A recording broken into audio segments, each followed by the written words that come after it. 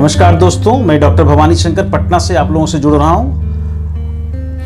आज के एपिसोड में मैं चर्चा कर रहा हूं HPV, ह्यूमन पैपिलोमा वायरस। इसे मानव पैपिलोमा वायरस के भी नाम से जाना जाता है। आम जन जीवन में जो मच्छर की परेशानी हो रही है, वाट्स उनके चेहरे पे, गर्दन पे, हाथों पे आते हैं, वो इसी वायरस के कारण होते हैं। ह्यूमन पैपिलोमा वायरस ही उसके लिए जिम्मेवार है। ह्यूमन पैपिलोमा वायरस स्किन के ऊपरी लेयर में संक्रमण के द्वारा आता है।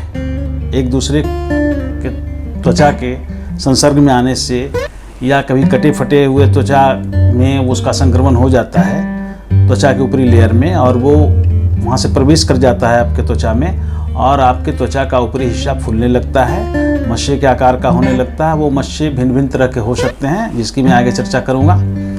और इन मच्छरों के कारण आपको परेशानी होती है, आपके चेहरे की सुंदरता पे फर्क पड़ता है, आपकी आंखों पे, चेहरे पे और किसी भी पार्ट में ये मच्छर उभर सकते हैं।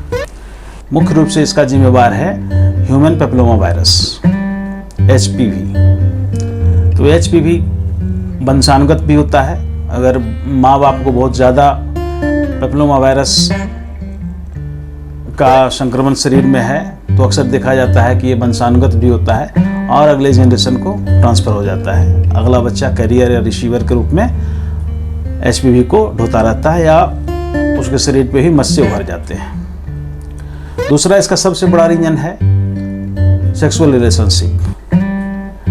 ह्यूमन पैपिलोमा वायरस को आप STD भी कह सकते हैं, क्योंकि ये सेक्सुअल संसर्ग से भी एक दूसरे में होता है। अक्सर महिलाओं के जेनिटल पार्ट में, पुरुष के जेनिटल पार्ट में बड़े बड़े जो गोभी के आकार के मच्छर होते हैं, वो मुख्य रूप से STD के द्वारा ही एक दूसरे में आते हैं, और भी शरीर में कहीं भी हो सकते हैं। तो ये वंशानुगत हो सकते हैं,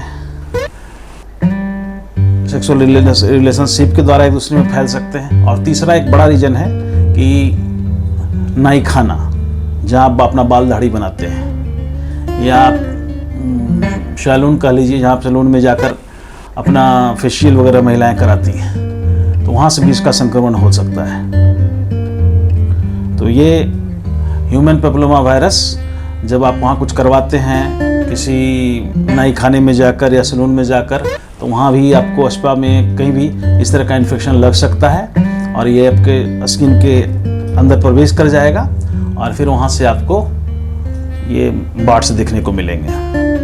स्किन का ऊपरी लेयर फूलना शुरू होगा और वाट्स के आकार का देखने को मिलेगा, जमा हो जाएगा स्किन फूला हुआ, और उसकी वृद्धि होगी। आप उसको वाट्स कह सकते हैं, मच्छर कह सकते हैं। तो इस मच्छर के लिए जवाबदेह कौन है? ह्यूमन पैपिलोमा वायरस, यानी मानव पैपिलोमा वायरस। तो ये HPV को आप कैसे ख़त्म करेंगे? तो आपने अक्सर सुना होगा कि होम्योपैथिक दवाओं का जिक्र आता है और मच्छर का जिक्र आता है, तो अक्सर लोग थूजा नाम बताते हैं कि थूजा खा लो ठीक हो जाएगा। थूजा क्यों बताते हैं? थूजा क्यों इतना पॉपुलर है पैपिलोमा वायरस को ख़त्म करने के लिए, मच्छर को ख़त्म करने के लिए? थूजा इसलिए मशहूर है मच्छर में, HPV को ख़त्म करने में, पैपिलोमा वायरस को ख़त्म करने में, क्योंकि थूजा STD का बहुत बड़ा दवा है। थूजा में जो गुण है और STD को रोकने में, सेक्सुअली जो डिजीज ट्रांसमिट होता है एक दूसरे में, उसको ख़त्म करने में थूजा का बहुत बड़ा रोल है। इसलिए थूजा सिफिलिस गोनोरिया में भी दिया जाता है, और थूजा वाट्स कॉर्न में भी दिया जाता है। तो जिसमें मैं भी जिक्र कर रहा हूँ HPV में, मानव पैपिलोमा वायरस में, इसको आप दूसरे रूप में आप मस्सा कहते हैं, वाट्स कहते हैं, तो उसमें थूजा का रोल बहुत ज़बरदस्त है। आप सब दवाएं चलाएं, उसके साथ साथ थूजा भी जरूर चलाएं। थूजा अगर वंशानुगत भी आ रहा है बच्चे में या बड़े में, HPV का वायरस, या STD से हुआ है, सेक्सुअल ट्रांसमिट हुआ है किन्हीं को, रिलेशनशिप से हुआ है, तो उसमें भी काम करेगा, और अन्य भी जो संक्रमण उसके कारण है उसको भी शमन करेगा, दमन करेगा और ठीक करेगा। तो थूजा किस पोटेंसी में आप लें मच्छर में? थूजा को लेना है 200 पोटेंसी में। 200 पोटेंसी में पहले लीजिए थूजा 200 पहले सबसे पहले लें। सुबह शाम 3 to 4 ड्रॉप्स विथ वाटर।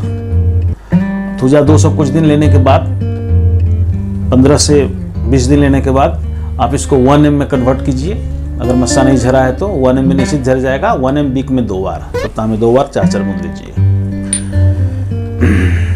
ये तिल में भी काम करेगा, तिल अथवा मस्सा। और जेनेटियल पार्ट में अगर किन्हीं को हो, पेनिस के आसपास हो या वेजाइना के आसपास हो, तो जेनेटियल पार्ट में गोभी शरीका मस्सा हो, तो उसके लिए तो ये रामबाण है थूजा। पहले 200 लेंगे, 200 की पोटेंसी लेंगे सुबह शाम 15 दिन। उसमें झर गया तो ठीक है, नहीं झरा तो आप 1 ml लीजिए, थूजा 200 को रिप्लेस कीजिए, 1 ml लीजिए, वीक में 2 दिन। ये हो गया थूजा। थूजा बहुत ही मशहूर औषधि है। उसके बाद आप दूसरी दवा में बता रहा हूँ, कॉस्टिकम 200। आंखों के चारों ओर यदि मस्से हैं या हाथ के निचले हिस्से में मस्से, अंगुलियों के पास, आंख के चारों ओर और अंगुलियों के पास हाथ में, तो आप कॉस्टिकम लें। पहले 200 की मात्रा लें। 200 का क्या डोज होगा? सुबह शाम 3 to 4 ड्रॉप्स विद वाटर। अगर 200 से नहीं काम होता है, 15 दिन 200 लेने के बाद 1 ml लीजिए, सप्ताह में 2 दिन। एक विशेष बात मैं बता रहा हूँ आपको कि आप थूजा और कॉस्टिकम को अल्टरनेट भी ले सकते हैं। थूजा और कॉस्टिकम दोनों साथ साथ ले सकते हैं। एक को सुबह लीजिए थूजा 200 को, तो कॉस्टिकम 200 को शाम लीजिए। इसी तरह से वीक में 2 दिन कॉस्टिकम लीजिए, 2 दिन कॉस्टिकम 1 ml लीजिए, 2 दिन कॉस्टिकम 200 लीजिए। आप कॉस्टिकम के साथ थूजा को ले सकते हैं। बहुत ही कम्प्लीमेंट्री रिलेशन है, बहुत ही सहयोगात्मक रिलेशन है दोनों दवाओं में। दोनों एक दूसरे के पूरक हैं। कम्प्लीमेंट्री रिलेशनशिप को आप फायदा उठाइए। थूजा और कॉस्टिकम दोनों इकट्ठे लीजिए, तो आपका मस्सा जो गर्दन में है, आंखों के पास है, हाथ के पास है, शरीर में है, कहीं भी है, तो उसको जेनेटियल पार्ट के पास है, तो जल्दी झड़ जाएंगे मस्से आपके। मैंने डोज बता दिया है, 200 कैसे लेना है, 1 ml कैसे लेना है। इससे अधिक पोटेंसी की दवा लेनी हो तो मेरे व्हाट्सएप पर कांटेक्ट कीजिए, मैं बताऊंगा आपको, या किसी डॉक्टर से परामर्श लेकर ही लीजिए। इससे उच्च शक्ति यानी 10 mcm वगैरह लेना हो तो वो आप खुद नहीं लें। तीसरी दवा मैं बता रहा हूँ, एसिड नाइट्रिक 200। एसिड गुदामार के पास अगर मस्से हों या वैसे मस्से शरीर में हों जिनकी जड़ों से ब्लीडिंग हो रही हो, वो ब्लीड कर रहे हों मस्से और फटफट के झर रहे हों, तो ऐसे मस्सों में जिनमें ब्लीडिंग मुख्य रूप से है, और या दूसरा उसका नेचर है कि गुदामार के पास है, पैखाने के रास्ते के पास, तो उसमें आप लेंगे एसिड नाइट्रिक 200। एसिड नाइट्रिक 200 को कैसे लेना दोस्तों? 3 to 4 drops twice a day, 3 से 4 बूंद सप्ताह में, ये 3 से 4 बूंद सुबह शाम। 1 ml को कैसे लेना है? एसिड नाइट्रिक 1 ml को उसी तरह से लेना है, सप्ताह में 2 दिन। जब आप 200 को रिप्लेस करेंगे, बंद करेंगे, उससे जितना फायदा होना हो गया, 2-4 मस्से झर गए, एक आध कोई मस्सा बचा हुआ जो 200 से नहीं झर रहा है, तो ऐसे केस में आप एसिड नाइट्रिक 1 ml को लीजिए, सप्ताह में 2 दिन, 3 to 4 ड्रॉप्स विथ वाटर। कभी कभी देखने को मिलता है कि मस्सा बहुत ही मुलायम है, बहुत ही सॉफ्ट है, वो झर ही नहीं रहा है, वो एकदम वेजाइनल पार्ट के एकदम नज़दीक रहेगा, पेनिस के एकदम चमड़े पे रहेगा। वैसे केस में आप क्या करेंगे? बहुत मुलायम है, सॉफ्ट है, तो वैसे केस में आप अस्टेफिसेरिया 200 लेंगे। अस्टेफिसेरिया 200 को अल्टरनेट डे लीजिए, एक दिन बीच करके, सप्ताह में 3 से 4 बार, थोड़े से पानी में, और इसको 200 में ही चलाइए। डीप एक्टिंग ड्रग है, इसके 1 ml की कम में चलाने का सलाह नहीं आपको दूंगा अस्टेफिसेरिया का। ये 200 में ही काफ़ी है। अल्टरनेट डे चलाइए इसको, 3 to 4 ड्रॉप्स। आप देखेंगे कि मस्से आपके झर गए। यानी ह्यूमन पेपिलोमा वायरस कितना खतरनाक है, और ये मस्से जो आप देखते हैं, ये मस्सा ही इनको आप समझते हैं, ऐसा नहीं है। ह्यूमन पेपिलोमा वायरस जो है, इसको आप खत्म करने के लिए आपको इन दवाओं का सहयोग लेना पड़ेगा, और इसको समझना पड़ेगा कि HPV है क्या, ह्यूमन पेपिलोमा वायरस। दूसरी बात मैं बता रहा हूँ कि कभी कभी देखने को मिलता है कि चिकित्सक एक एक करके सारी दवाएं चला देते हैं और फिर भी मस्से झरते नहीं हैं, वाट्स गिरते नहीं हैं। वजह क्या है? वजह ये है कि उनके बॉडी में लिपिड बढ़ा हुआ है, कोलेस्ट्रॉल बढ़ा हुआ है, और कोलेस्ट्रॉल के बढ़े रहने से जो ह्यूमन पेपिलोमा वायरस है वो बहुत मजबूत रहता है, उसको खुराक मिलता रहता है, वो अपनी संख्या को कम नहीं करता है, गुणात्मक रूप से वैसे शरीर में वो डेवलप करते रहता है जिसमें फैट ज़्यादा हो और कोलेस्ट्रॉल बढ़ा हो। यानी फैटी आदमी या जिसको कि कोलेस्ट्रॉल बढ़ा हुआ हो, उसमें देखा जाता है कि मानव पेपिलोमा वायरस गुणात्मक रूप से बढ़ता है और एक नहीं सैकड़ों के रूप में मस्से को जनरेट करता है शरीर में। कई जगह शरीर फूल जाता है और मस्से निकल जाते हैं, तो आदमी परेशान हो जाता है। थूजा खा रहा है, कॉस्टिकम खा रहा है, एसिड नाइट्रिक खा रहा है, सारी दवाएं फेल हैं। तो पहले इस मैकेनिज्म को समझिए कि यदि आप मोटे हैं और आप में वसा की मात्रा ज़्यादा है, कोलेस्ट्रॉल बढ़ा हुआ है, तो आप ऐसा करें कि पहले एक लिपिड प्रोफाइल करवा लें, कोलेस्ट्रॉल की जांच करवा लें, कोलेस्ट्रॉल को ठीक कर लें। उसके लिए मेरा कोलेस्ट्रॉल पे एपिसोड है, उसको देखिए। बहुत अच्छी दवाएं हैं जिनके द्वारा आप कोलेस्ट्रॉल को नियंत्रित कर सकते हैं। और कोलेस्ट्रॉल को नियंत्रित करने के बाद जब आपका ट्राइग्लिसराइड 200 के नीचे आएगा, तब ये दवा बहुत ही अच्छा काम करेगा।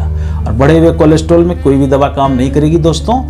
ये वही बात होगी कि पहाड़ के पीछे दुश्मन छुपा हुआ है और आप पहाड़ पे गोली चला रहे हैं, दुश्मन नहीं मरेगा। इसलिए फैटी बॉडी वाले लोग या जिनका कोलेस्ट्रॉल बढ़ा रहता है, उनको सर्वप्रथम मस्से को ठीक करने से पहले कोलेस्ट्रॉल को ठीक करना होगा, खासकर ट्राइग्लिसराइड और टोटल कोलेस्ट्रॉल को नियंत्रित करना होगा। उसके बाद ही उनको इन दवाओं का फायदा मिलेगा। ये बहुत ही बेहतरीन जानकारी आपके लिए, क्योंकि इसी में दवाएं फेल करती हैं। थूजा खा रहे हैं, 1M खा लिए, 10M खा लिए, सारा कॉस्टिकम खा ली, एसिड नाइट्रिक खा ली, फिर ये मस्सा कहाँ गिरा? होम्योपैथ फेल हो रहा है। होम्योपैथ फेल नहीं हो रहा है, वो वे ऑफ ट्रीटमेंट फेल हो रहा है। वे ऑफ ट्रीटमेंट रॉन्ग है। आपके शरीर में कोलेस्ट्रॉल बढ़ा हुआ है, जिससे कि HPV को सपोर्ट मिल रहा है। HPV अपनी गुणात्मक रूप से अपनी संख्या बढ़ाए हुए, आपके मस्से जिंदा हैं और आप इन सब दवाओं का प्रयोग करके निरर्थक उन पर प्रयोग कर रहे हैं। तो ऐसे केस में आप टेस्ट कराएं। लिपिड प्रोफाइल बढ़ा हुआ हो तो लिपिड प्रोफाइल को ठीक करने के बाद इन दवाओं का प्रयोग करें। निश्चित रूप से मस्से झड़ जाएंगे, गिर जाएंगे और HPV भी आपके शरीर से निकल जाएगा। किसी भी वायरस का शरीर में बने रहना ठीक नहीं है। हालांकि ऐसे मस्से जो हैं HPV से बने हुए मस्से, ये कभी नुकसानदेह नहीं होते हैं, कैंसरस नहीं होते हैं, इससे डरने की कोई आवश्यकता नहीं है। लेकिन कभी कभी जब ब्लीड करते हैं तो ये तकलीफदेह हो जाते हैं और आपकी खूबसूरती को, आपकी सुंदरता को ग्रहण लगाते हैं। अतः इनको ठीक करना बहुत ज़रूरी है। यदि आप पेटेंट मेडिसिन में बिलीव करते हैं तो पेटेंट मेडिसिन भी आपको बता दूं, ये मेडिसिन का बहुत ही अच्छा ड्रॉप है, वाटिक्स 4 ड्रॉप। वाटिक्स 4 ड्रॉप को लेना है 10 drops twice a day with water, थोड़े से पानी में 10-10 बूंद सुबह शाम ले सकते हैं। और दूसरी दवा है बैक्सन कंपनी का वाटिड, इसको भी 1 गोली सुबह शाम ले सकते हैं थोड़े से पानी के साथ। मलहम लगाना चाहते हैं, ऑइंटमेंट लगाना चाहते हैं तो वाटिक्स ऑइंटमेंट बहुत अच्छा है, वाटिक्स ऑइंटमेंट भी लगा सकते हैं सुबह शाम मस्से पे। या वाट एंड कॉर्न लोशन है HSL का, इसको भी लगा सकते हैं मस्सों पे। बहुत ही अच्छा एक्सटर्नल एप्लीकेशन में काम करता है। तो मैंने सारी दवाएं आपको बता दी दोस्तों। आपके सिम्टम के हिसाब से जो मेडिसिन मैंने बताए हैं उनका यूज कर सकते हैं। साथ में आप उसके साथ साथ बेहिचक का पेटेंट को जोड़ सकते हैं, किसी एक पेटेंट को। वाटिक्स 4 या वाटेड दोनों एक ही मिश्रण की दवाएं हैं, अलग अलग कंपनियों की। और आप देख रहे हैं कि HPV ह्यूमन पेपिलोमा वायरस किस तरह से आपके शरीर में घुसता है, आपको परेशान करता है, आपके अगले जनरेशन को परेशान करता है। इसलिए HPV वायरस को ही दफन कर दिया जाए और होम्योपैथ की दवाओं के द्वारा। और मैकेनिज्म क्या उसका है? मैकेनिज्म यही है कि आप यदि फैटी बॉडी वाले हैं, महिलाओं या पुरुष, आपके शरीर में कोलेस्ट्रॉल बढ़ा हुआ है तो कोई भी दवा काम नहीं करेगा। पहले उसको नियंत्रित कर लें और नियंत्रित करने के बाद इन दवाओं का प्रयोग करें। और यदि कोलेस्ट्रॉल नहीं बढ़ा हुआ है, आपका शरीर सही है, स्मार्ट है, तो इन दवाओं का प्रयोग सीधे आप कर सकते हैं, कोई दिक्कत नहीं। आपका